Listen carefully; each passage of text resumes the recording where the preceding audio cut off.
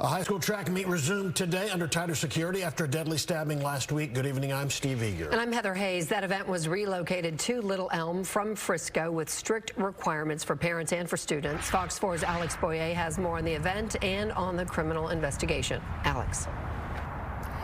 Hey guys, and I can tell you that enhanced security presence was really obvious as soon as folks drove up to Lobo Stadium in Deep Elm. Spectators as well as student athletes had to undergo screening before they could even go in the front doors. There was a very visible police presence at Lobo Stadium in Little Elm Monday. Student athletes and spectators were met by security personnel as soon as they walked up to the front doors. They had to go through metal detectors and have their bags checked before being allowed inside the UIL track meet. Little Elm and Frisco police also provided more security personnel. And one way or another, people begin to sort of do the Monday morning quarterbacking by saying, look, we should have, could have, and may have done the following things. Dr. Alex Del Carmen is a criminologist who has been following the developments in this case. Last Wednesday, 17-year-old Austin Metcalf was killed after he was stabbed in the chest during a fight with 17-year-old Karmelo Anthony over what was said to be a seating dispute in the bleachers. Anthony has since been charged with first-degree murder. Unfortunately, victimization could happen at any time, at any moment, even when we think that we are safe. Monday also brought the first public comments from the attorneys representing Karmelo Anthony in a statement that said, in part, Karmelo and the entire Anthony family are sincerely saddened that a life was lost and offer their condolences to the family of Austin Metcalf. During this difficult time, we urge the public to refrain from rushing to judgment before all the facts and evidence are presented. And with social media comments swirling about this case, community activists are pressuring Frisco PD to be transparent about the status of the criminal investigation. The data shows that these acts of violence are random, and they don't happen, every day. Now, the question really is the community concerned enough to be able to, pay the taxes, pay the money, to have the security protocols that need to be in place? And time will tell. In the meantime, I can tell you that Anthony remains in the Collin County Jail on that $1 million bond. In that same statement from his attorney, the attorney says that amount is, quote, excessive and is looking to get it reduced. For now, they say they are not making any further comment. The arrest warrant affidavit for Joel Jones includes disturbing details. Fox 4's Dion Anglin joins us with the latest in the investigation. Dion. Hi there, Clarice. Well, the details in those documents, according to investigators, connect the suspect, a public servant, with another man to carry out a serious crime. Disturbing details from the arrest warrant affidavit for Joel Jones, the 53-year-old deputy fire chief in Everman, now on suspension in wake of aggravated sexual assault charges involving a woman known to him. Fort Worth PD investigators say while using a so-called hookup app called Sniffies, Jones concocted a plan with suspect 30-year-old Tabasia Griffiths to have Griffiths carry out a sexual assault role-play experience with the woman, adding that she was into it and wanted to do this. The affidavit indicates that Jones provided Griffiths with the address where the victim would be home alone on a specific day. On February 21st, Fort Worth PD responded to the home where the victim reported she'd been sexually assaulted by a man she awoke to find standing in her bedroom, despite her frantic effort to fight off the attacker. She told police she was able to run out of the house after the assault. This video, recorded a couple of weeks later, is from a neighbor's Ring doorbell camera. The neighbor shared the recording with Fox 4, saying it was Jones and an unidentified woman alerting them about a sexual predator in the area.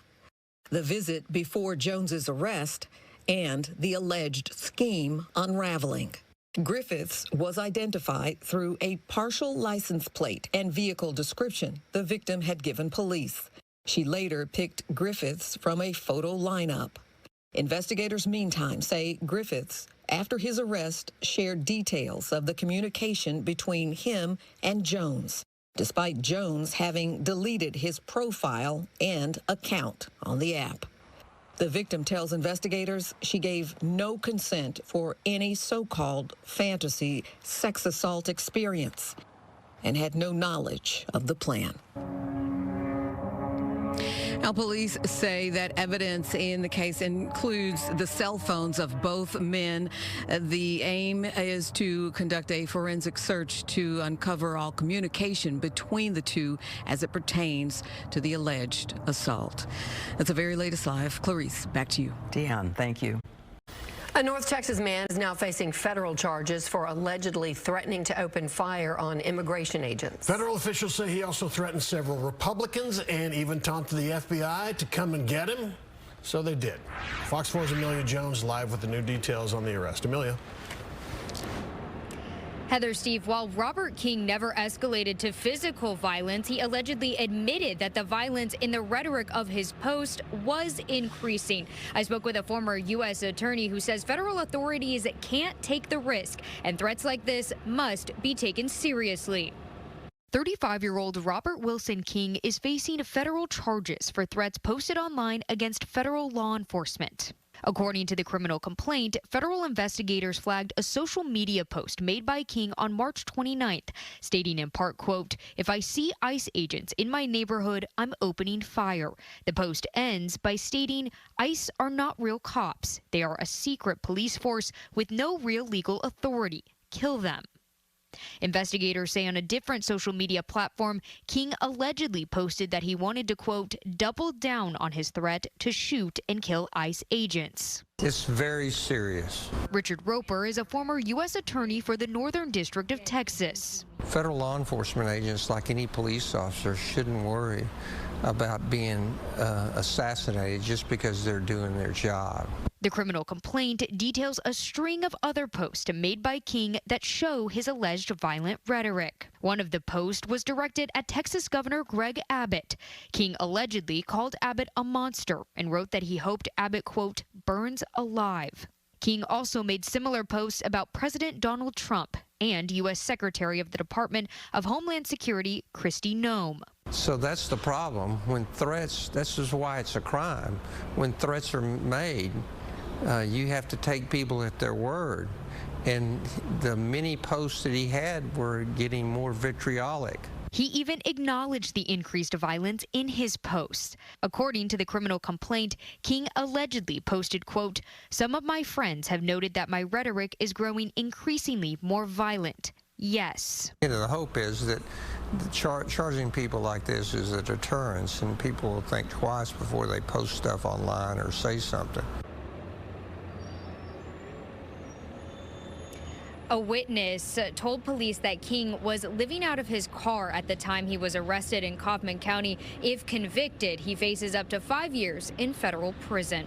Steve, Heather, back to you. All right, Amelia, thank you. A woman in Fort Worth was robbed at gunpoint this past weekend. She was robbed of her wedding ring worth thousands. Fox 4's Dion England joins us live. Dion. Hi there, Clarice. Well, unnerved and on high alert. That is the situation for some folks who live in this Southwest Fort Worth community after a bold early morning robbery. What a traumatic experience that she'll have to live with. Wednesday afternoon along Overton Park Drive in Fort Worth's Tanglewood community. People out taking advantage of the nice weather and getting exercise. The path bordered on one side by homes, the other mostly brush.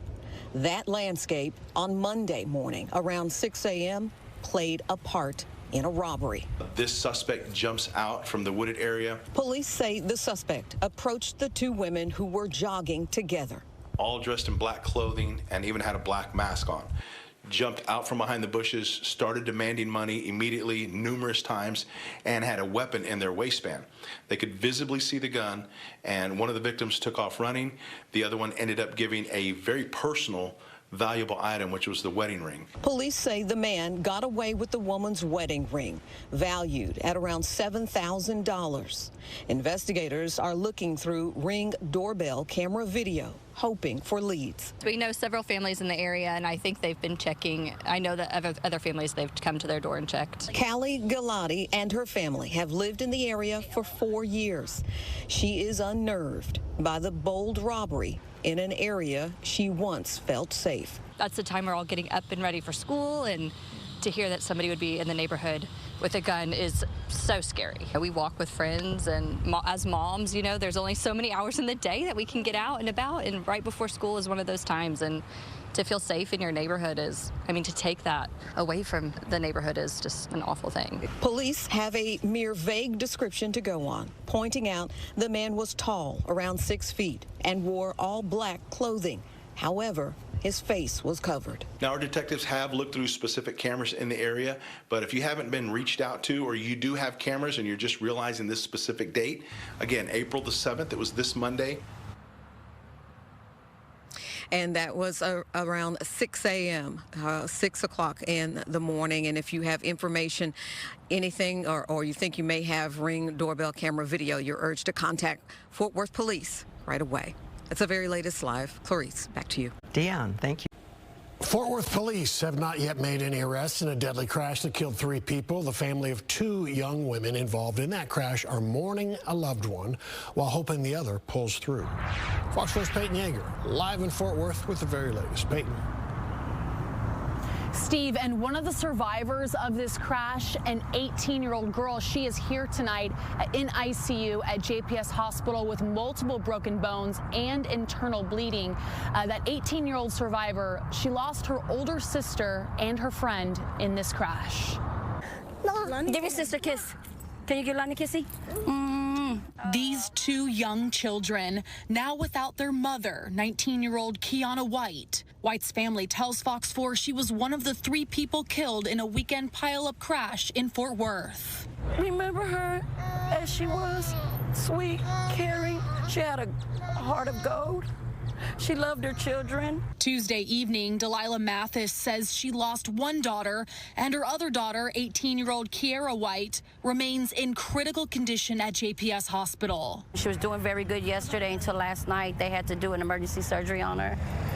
They found more issues with her. Early Saturday morning around 4 a.m., Fort Worth police responded to the multi-vehicle crash off Reisinger Road. 3 people were pronounced dead. At least 5 were injured. The Tarrant County medical examiner identified 19-year-old Tanya Freeman as one of the 3 killed. Freeman was in the car along with the White sisters, crushed between a pickup truck and another vehicle. In Saturday morning's rainy weather, video shows the scene near a railroad crossing. We want to know why. We want to know what happened and reason why would you do something like that. We don't know nothing. Fort Worth police say as of Tuesday, they're still investigating the cause of the crash. The cause has not been released and no arrests have been made. I need answers and I want them. I want them. I want them. And we deserve that much.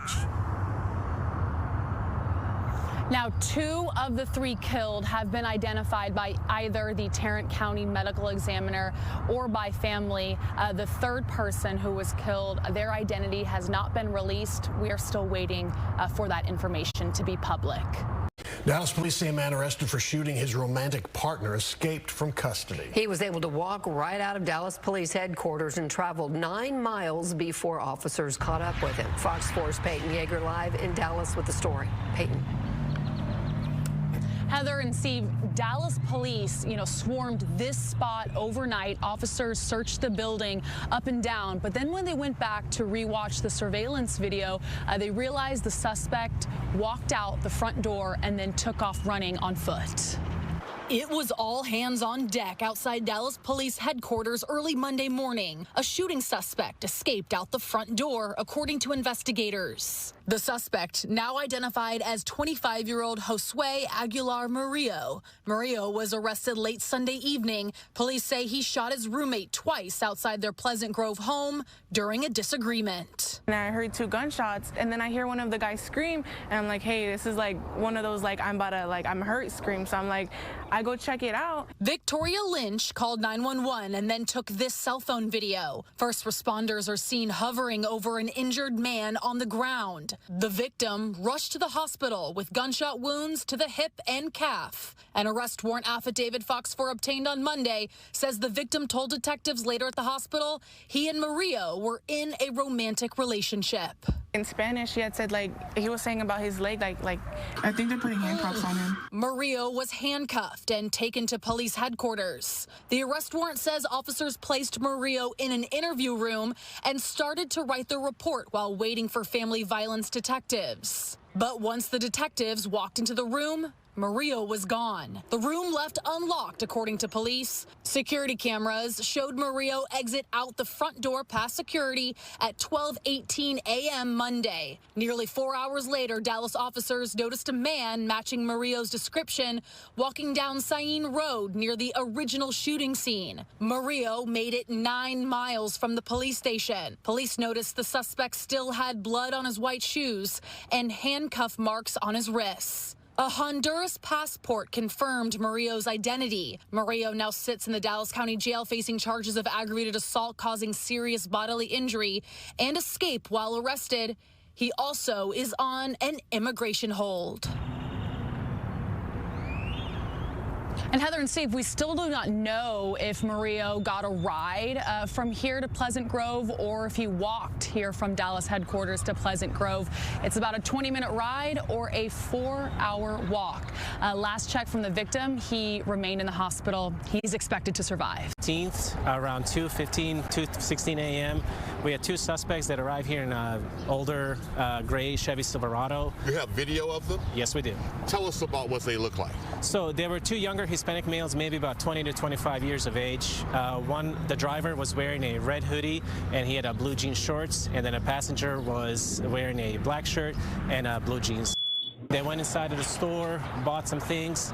It seems like they had a conversation with some people, but after that, they were just lingering. A few minutes later, our victims arrived in their vehicle, and they parked in front.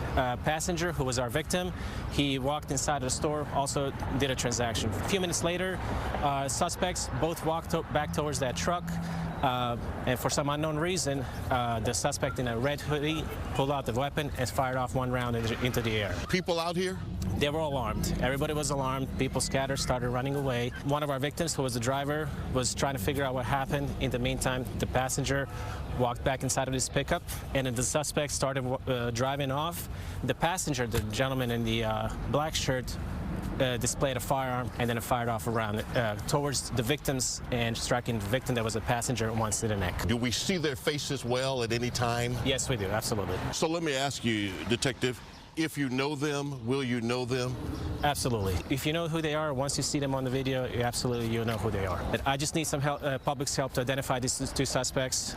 You can contact me on my cell phone. It's 972-523-4986. And my email is going to be boyan.milutinovich@dallaspolice.gov. Detective Milutinovich has given you his cell phone. You can talk or text with him or hit him with his email. But either way, get at him. Get at him and help find the 2 boys who opened fire here in this parking lot at this Texaco March 15th, striking one man sitting in his truck, striking him in the neck. People living in an old East Dallas neighborhood say crime is escalating and they're demanding the city step in to help. They gathered at a community public safety meeting today to voice their concerns. Fox 4's Alex Boyer joining us now live with more on this. Alex. Hey guys, and some residents living here in this old East Dallas neighborhood tell me that the problems in large part started in June of last year. They say the issues have really escalated in recent months. They're afraid it's going to continue to get worse unless the police and city take action soon. Some residents living in old East Dallas say they don't feel safe in their own homes. And that's why everything's connected. It's east side here. Dozens of people who live in the Junius Heights and Munger Place neighborhoods attended a community public safety meeting Tuesday to air their grievances to Councilman Paul Ridley. We have a series of written questions that we're going to go through. Code compliance and Dallas police officers who are investigating the ongoing complaints. I know it's great that he got arrested, but there's obviously a connection. The group says they are especially concerned about 2 problematic homes, one off of East Side and the other off Tremont Street.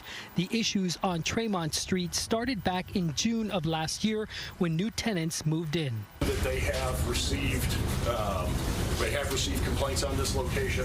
Unfortunately, with active investigation, I can't comment any further. Residents who live near the homes declined to speak to us on camera, fearful of retaliation, but shared pictures and videos of some of their concerns, like this surveillance video that appears to show several people smoking crack in the alley in the middle of the day.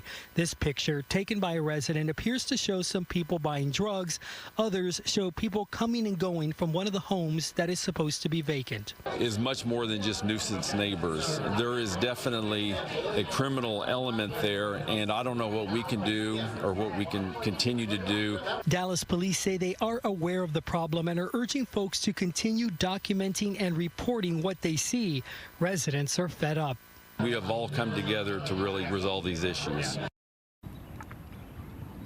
So, of course, DPD, as you saw, was there at the meeting. They say that they are investigating these cases and that they are working with code compliance, hoping that they can give these residents some resolution. In the meantime, the council member is encouraging all residents to attend an upcoming listening session with the acting police chief on April 14th. That is going to be held at Harry Stone Rec Center from 6:30 to 8:30 p.m. Surveillance footage shows the person pull up in a truck early this morning and start pouring fuel from a 55-gallon drum. Once police got there, they evacuated local businesses and called the Plano bomb squad. While the scene is now safe, police still don't know who did it or what the ultimate plan was. Fox 4's David Santendry is in Wylie with the latest. David. Yes, Steve and Heather, local law enforcement was on scene for more than several hours, and federal law enforcement, the FBI specifically, tells me one of its bomb technicians was also out on scene. Now, we have no idea what this was ultimately all about, what the motive was, and it does not appear that law enforcement does either. That surveillance video we obtained, it is quite certainly bizarre. You'll find a bit of everything inside Texas Dollar Pawn in Wylie. 1022s. But when manager Justin Faust arrived Monday morning, he saw something he'd never seen. That is a little bit strange, so we probably should call the authorities. Surveillance video shows a person in a dark-colored truck dropping off what Wylie Police Department describes as hazardous materials. Footage shows the person pouring what turned out to be diesel fuel in the parking lot. Faust shared this video with Fox 4 and authorities. We're thinking everything, really, like, is someone mad at us, or is someone just crazy and wanting to hurt the vehicles going by on the highway? We have good ratings, and we're proud of that, and not a lot of people get really angry at us. That's what we were thinking in our head, who could have done this and why. At this point, we don't know what the motive was. Wylie Police and Wylie Fire Rescue responded. Texas Dollar Pawn and nearby businesses were forced to evacuate. This portion of southbound Highway 78 closed.